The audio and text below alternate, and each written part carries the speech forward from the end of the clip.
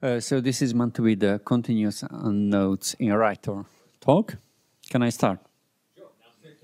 Yeah, I just doubled the amount of people who will listen.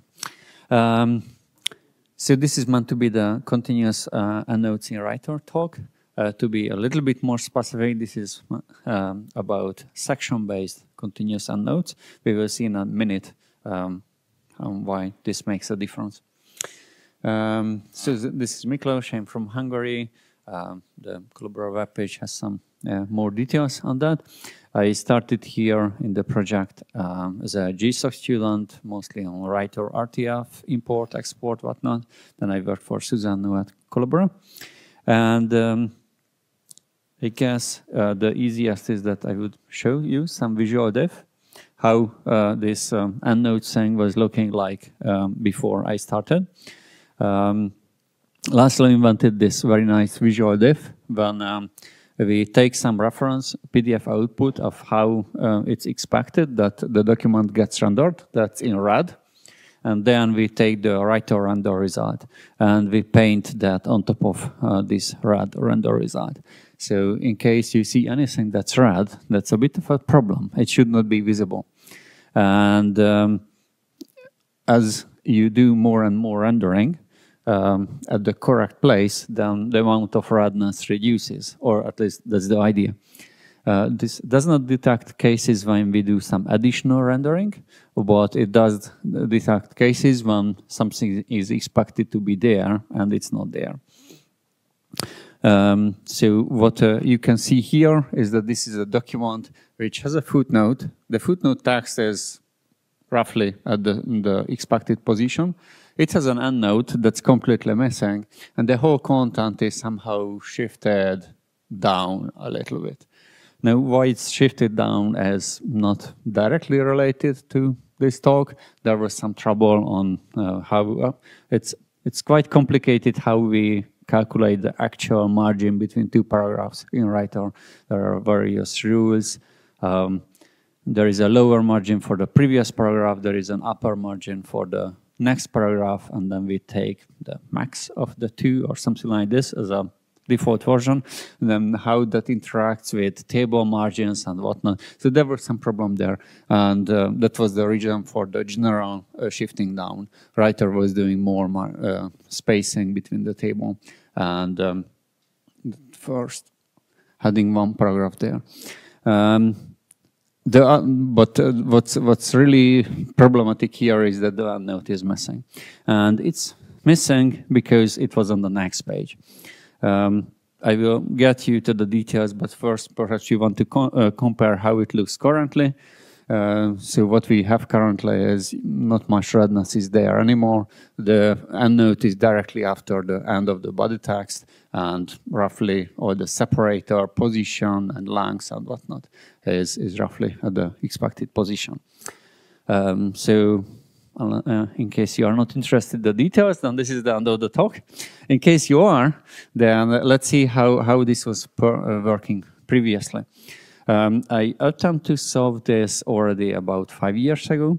Back then, there was a very simple document with the same type of problem, and there was a simple solution to that. It turned out much later when I moved on to some other project already that this is not really scaling well. So what I tried to implement is that instead of putting all endnotes on the start of the endnote page or endnote pages, instead map all the endnotes to footnotes on the last page. So normally footnotes go to the bottom of the page where the footnote portion, like that special anchor point in the body text is. And instead of the current page, we put it to the last page.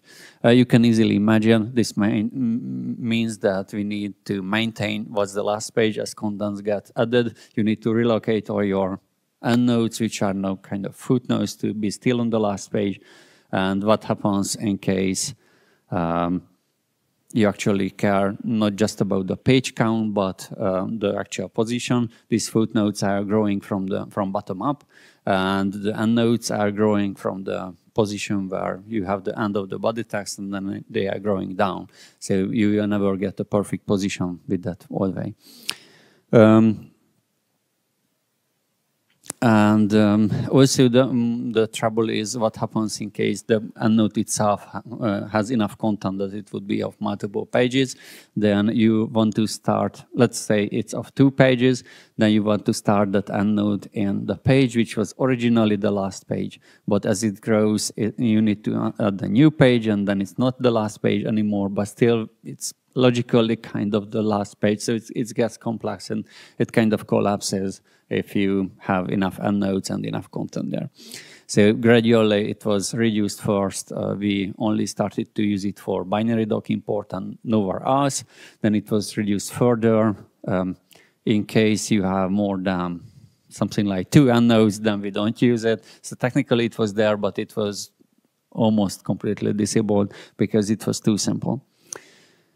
So the new approach is that we introduce a section frame at the end of the document, a special endnote section.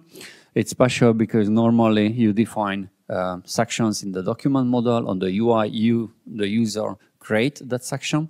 And that means the document model has this section node, and then we generate the matching layout and rendering section frame, and then we do the actual painting of that content.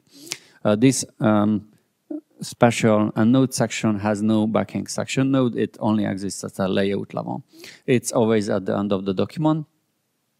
It's a section which contains lots of nodes, footnotes, endnotes. You can name it the way you want. But the actual content of the section is empty. It only serves as an anchor point for all of these endnotes. This means that there is no problem in case you have many endnotes. It can be on many pages. We know how to grow sections across pages.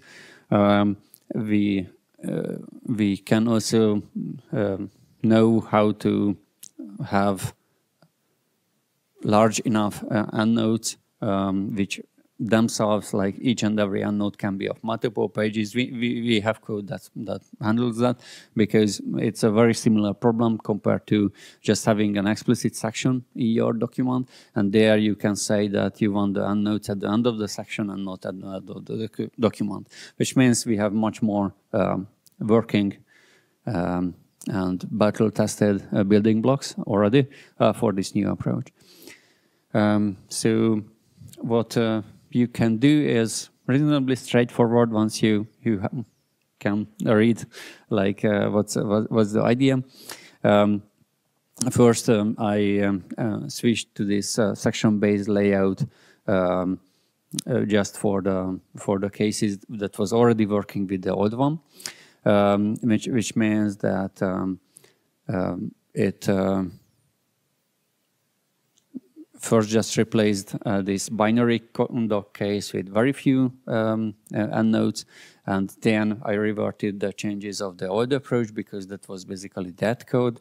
Then I added code to create this layout level section for the endnotes on demand, which means that normally it's not there because in many documents you don't use endnotes at all. But as you start positioning your endnotes, then when the first endnote arrives to the layout, then it creates that on demand. And also I had to add some code to make sure that the endnote will get to the previous or next page depending on how you adapt content with the body text. So that was working, at least for that simple case. That was easy to debug and simple enough. But in theory, this should scale better. And then the next step was to, and let's see what existing tasks are saying and making sure that they don't point out any issues. Then I enabled that for all binary doc files. Also that meant that there is a larger corpus of binary doc files in the crash testing, so you wait for a week and see what crash testing has to say. It already found one problem when there is already a user-created section at the end of the document that's different compared to their normal plain content at the end of the body text. So you need to make sure that this layout level endnote section is directly in the body text and not inside the user-created section. So that got fixed, and all binary doc looks good. Then you go for the docx files. Yep.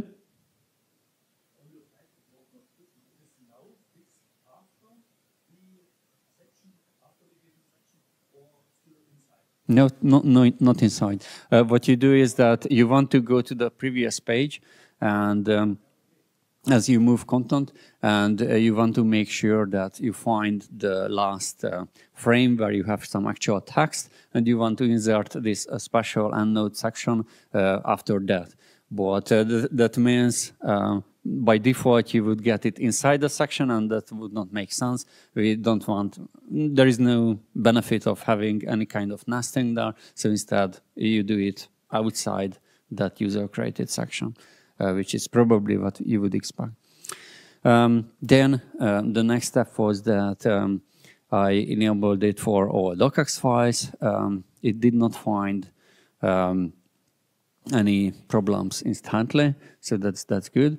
But still, to be able to have that visual diff that has next to no red parts, I had to fix the top margin, like the position of this endnote separator.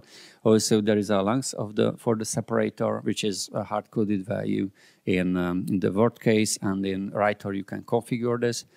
By hard-coded, I don't recall right now if that's an indeed fixed a value or it's a portion of the page width, but something that you can't configure. Also, there is a position from the top, like the top margin, and then there is a length of that line. Also, docx itself has a per document flag to collect endnotes at section end or document end. No, we import this from docx and we also export that back. There is a difference between the initial separator between the body text and endnotes versus the endnote continuation separator. That has a different length. So power users can learn which one is the larger and smaller one, and can instantly recognize what they are seeing. So that's now again matching the reference one. And the last bit was to disable the writer UI, which would allow you to configure something which would then have no effect on the rendering, because once you are in this continuous endnote mode, that's meant to be compatible with the Word output, so we would ignore that anyway, so that would be confusing. I will have some screenshot about that later, what got disabled, a few widgets. So as a user, that's more or less what you get. Implementation-wise, the document model is quite simple. We have this document settings manager in writer, which amongst other things has a long list of Boolean flags on how to behave. And there was already this continuous endnotes compat flag, just it was almost disabled for all documents. So that's now, that's something that I could reuse here, because the intention was already to behave like Word for endnotes when this flag is on. Then at the UNI API level, nothing too special. Writer provides you this document settings service that you can instantiate from the document factory, and then you can set a property there with default to true to play nicely with all the OTF documents, and otherwise you just opt in for that. And the layout was the actual task, so that's probably the interesting part. There is one central point where we append footnote to the layout. Footnote as in we detect that there is a footnote portion, the anchor in the body text, and we try to append the footnote frame on that page, because the ideal case is that the footnote content is on the same page as the footnote anchor. Sometimes we can't do this, but this is the happy code path. Then we already had these cases that a node can go to the end of the section or to the end of the document. We want to have this sort case that it goes to a section, but not to the current section, but to the special endnote section. So we create this endnote section on demand. Then as you add more content to the body text, everything moves to some next page out of the box, no code changes needed. Doing it the other way around would be problematic because this endnote section has no real content. It only has the endnotes, and that's unusual. Normally you have some section content, and then in case that content includes footnotes, endnotes, then you have some matching endnotes there. And so that needed some extra knowledge that this is the special endnote section. We want to move this content back to the new position of the end of body text. But otherwise, otherwise, it could reuse all the logic which was already there for how to place nodes inside sections. Then the actual filter work is not too complicated. You gradually enable this for all binary doc, all docx, and then that's you are there. Docx has some markup on how to describe this per document and node properties. If those endnotes go to the end of the section or end of document, that's something we can import and export and act accordingly. Intentionally leave existing ODF documents unchanged. Then you try to cover the various steps with tests if possible. So I already had notes over the years about documents which I know did not work with the old approach. So I had this large document with 72 endnotes, and also a couple of other cases, multi-page endnotes, and when the endnotes were imported, but they were on the wrong page, and so on. So there is one test suite for the actual layout of writer core. So that's something that allows you to cover the layout part easily. There is also one suite for multiple suites, but there is one primary suite for the docx import. So that's something you can cover there that we obtain for this compat mode there properly. For the export, this is simple enough that you can build some document model from C++ code, and then you can export that to docx and assert what's our XML output. And for manual visual testing, there is this red versus black comparison that Laszlo invented. I added some Python code which can compare two PDF pages there easily so that you don't have to type lots of image magic commands. For the UI, it's reasonably easy because we don't need to build anything. We just need to destroy things. So the separator line position, length, and spacing is something that is hidden in compat mode. So users are not confused that they change something there and it has no effect. And that's pretty much it, I think. So section-based continuous endnotes are the new thing. I did not really hear any negative feedback in the past few months. I think I did this mostly in May, perhaps. So it's definitely not in 24.2, and I think it is already on 24.8. At least that's how I remember. It's definitely a master to be with us in the long run. And I would have a very simple demo if I find it.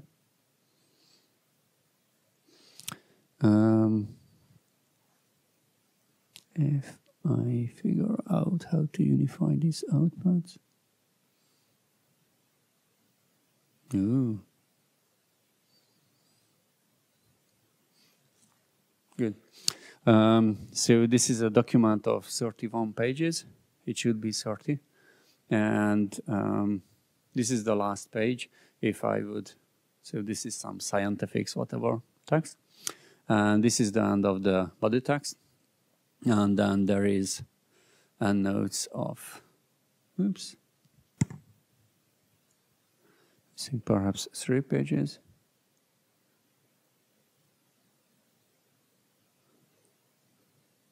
Something like this. So first page, second page, third page. So there is, this is where the first EndNote page is starting. And then it's not matching the page count of the expected version and so on. And this is master. So this one has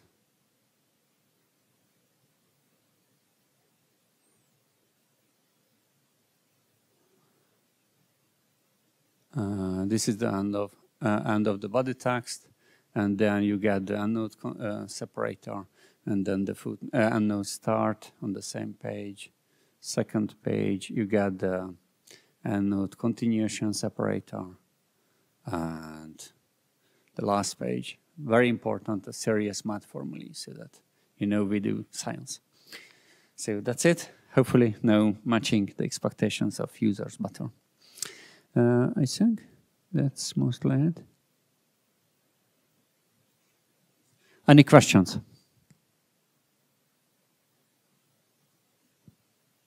Sure. If you export to ODT, what's the No, we do this usual thing that we, if you have a custom value for that compat flag, then we write that to ODT. So in the ODT case, you have the old documents versus something that was imported forward, and we keep that unchanged.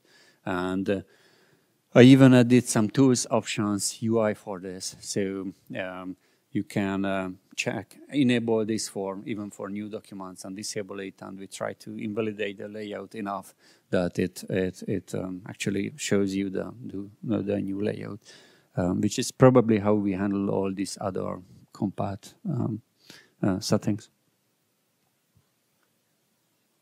Anything else? I already used the time, so thanks for your time.